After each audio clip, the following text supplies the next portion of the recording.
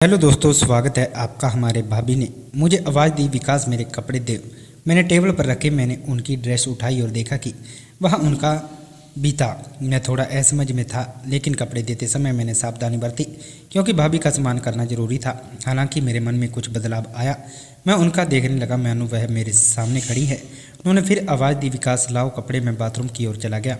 उनके कपड़े उन्हें देने के लिए उन्हें दरवाज़ा बंद कर दिया और मैं वहीं रुक गया। मेरी नज़र दरवाजे के छेद की ओर। घर में कोई नहीं था, बस हम दोनों थे। केवल उनका पिछला हिस्सा देख के मेरे घर में दिन सिर्फ मैं और भाभी ही रहते थे, क्योंकि भाई बाम पर जाते थे। मैं और भाभी शुरू से ही बहुत करीब थे। वह मुझसे हर बात शेयर करती थी और जब भी मौका मिलता मुझे अपने पास बुलाकर गले लगा लेती। पहले यह सब सामान्य लगता था, लेकिन अब मैं बड़ा हो गया था, उनके भर देता था। एक सुबह की बात है, भाई काम पर गए हुए थे। मुझे नाश्ता दिया और कहा, विकास मैं नहाने जा रही हूँ, तब तक आराम से नाश्ता कर लो। मैं नाश्ता किया और टीवी देखने लगा। कुछ ही देर में उन्होंने बाथरूम में आवाज़ दी, विकास मेरे कपड़े दो, टेबल पर रखे हैं। मैंने टेबल पर नज़र डाली, उनकी ड्रेस के साथ एक भी रखा था। मैं थोड़ा असमझ में था, लेकिन खुद को संभालते हुए कपड़े उठाए और बाथरूम की ओर बढ़ गया। दरवाजे के पास पहुंचकर मैंने कहा, भाभी यह रहे आपके कपड़े। दरवाज़ा हल्का सा मैंने कपड़े थमाए और एक पल के लिए ठहर गया। वह दरवाज़ा बंद कर चुकी थी, लेकिन उनकी खुशबू और आवाज़ मेरे दिल में हलचल मचा दी। मैं वहीं पर खड़ा रहा, मन में एक अजीब बेचैनी थी। दरवाजे की हल्की दरार से भीतर झांकने की कोशिश की। अंदर की धुंधली झलक ने मेरे दिल की धड़कन बढ़ा दी। उनकी सादा हिस्सा ही दिख रहा था। वह अपने जन की आंखों में एक अलग सी चमक थी। उन्होंने मुस्कुराते हुए कहा, विकास अब तुम भी नहा लो। मैंने जल्दी से नज़रें झुका ली और बाथरूम की ओर चला गया। अंदर पहुंचकर देखा कि वहाँ भाभी का लटका हुआ था। मैं कुछ पल के लिए ठहर गया, लेकिन तुरंत खुद को संभालते हुए नहाने लगा। दोस्तों, नहाने के बाद मैंने तौलिया कमर पर लपेटा और बाहर आकर कहा, भाभी मेरे कपड़े दे दीजिए। भाभी ने मुस्कुराते हुए कपड़े थमाए। उनकी मुस्कान में एक अलग ही गर्मजोशी थी। मैंने जल्दी से कपड़े पहने और तैयार होकर रसोई में चला गया। भाई काम पर जा रहे थे और भाभी रसोई में दोपहर का खाना बना रही थी। जैसे ही मैंने रसोई में पहुंचा, भाभी ने मुझे लगा लिया। उनकी खुशबू ने मुझे भीतर एक साबो कर दिया। मैं उनके पास रहकर बेहद खुश था। मेरे मन में कुछ ही अलग एहसास उमड़ रहे थे। मैंने उनसे पूछा, भाभी क्या मैं आपकी कुछ मदद कर सकता हूँ? मुस्कुराते हुए बोली, नहीं, तुम यहीं बैठो और मुझे बातें करके खुश करो। फिर वह हंसते हुए खाना बनाते हुए मुझसे बातें कर रही थी। उनकी हर बात को, उनका हर हंसना मेरे दिल को सुकून दे रहा था। दोपहर का खाना बनाकर हमारे कमरे में गए। भाभी बिस्तर पर चादर ओढ़कर लेट गई और बोली, विकास तुम भी यहीं सो जाओ, आज मैं बहुत थक गई हूँ। उनकी आवाज़ में बहुत ही मासूमियत थी। भाभी ने कहा, मेरा बदन दर्द कर रहा है। मैंने तुरंत पूछा, भाभी क्या मैं आपके शरीर को दबा दूं? अगर आपको कोई दिक्कत ना हो तो। उन्हें हल्की सी मुस्कान के साथ कहा, ठीक है। मैं धीरे धीरे उनके पैरों को दबाने लगा। उनके नाजुक पैरों को छूने से ही मेरे दिल तेजी से धड़कने लगा, जैसे एक कोयल करती है। दोनों थक कर एक दूसरे के करीब महसूस करते हुए देह पैर सो गए।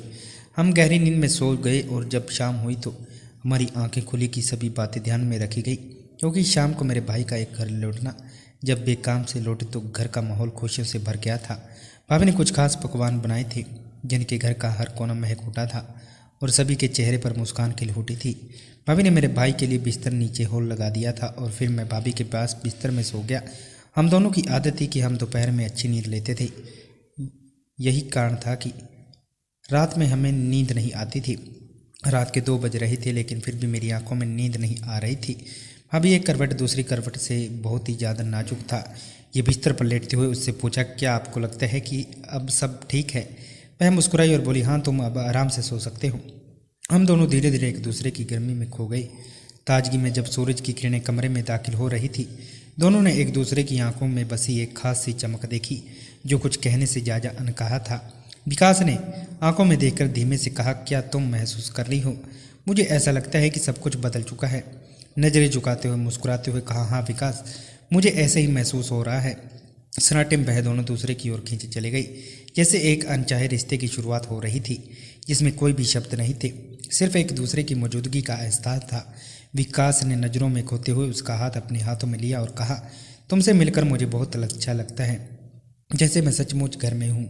उसका हाथ थाम हुए धीरे से कहा, तुम हमेशा मेरे पास रहोगे विकास, मुझे हमेशा तुम्हारे साथ चाहिए। विकास ने हल्का सा मुस्कुराकर अपनी तरफ खींच लिया और कहा, तुम्हारे बिना मेरी जिंदगी अधूरी है। दोनों का दिल तेजी से धड़कने लगा, जैसे दोनों की धड़कनें एक साथ मिल रही हो। रिश्ते को निभाने का सबसे महत्वपूर्ण पहलू समान प्यार और विश्वास। यही बात 3 चीज़ें हैं जो रिश्ते को मजबूत बनाती हैं।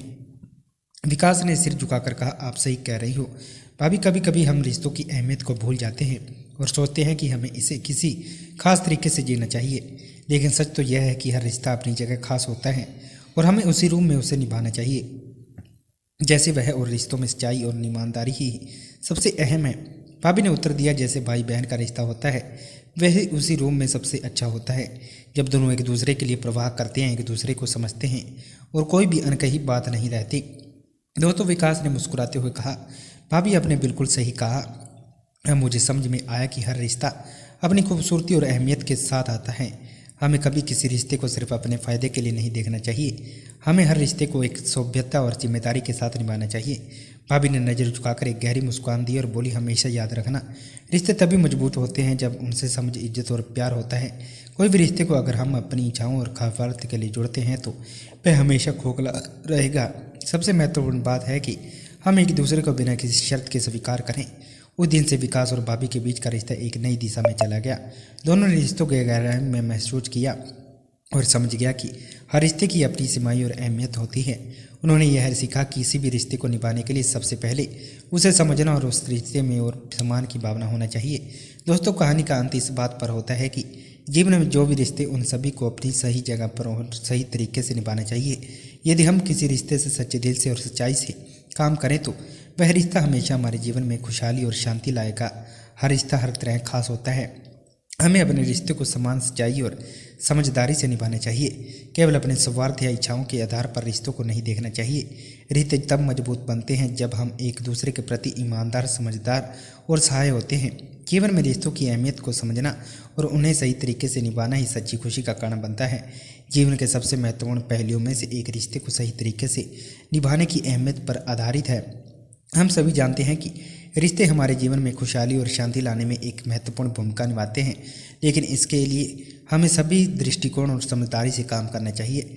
रिश्ते वह बुनियाद हैं जिस पर हमारा जीवन खड़ा होता है।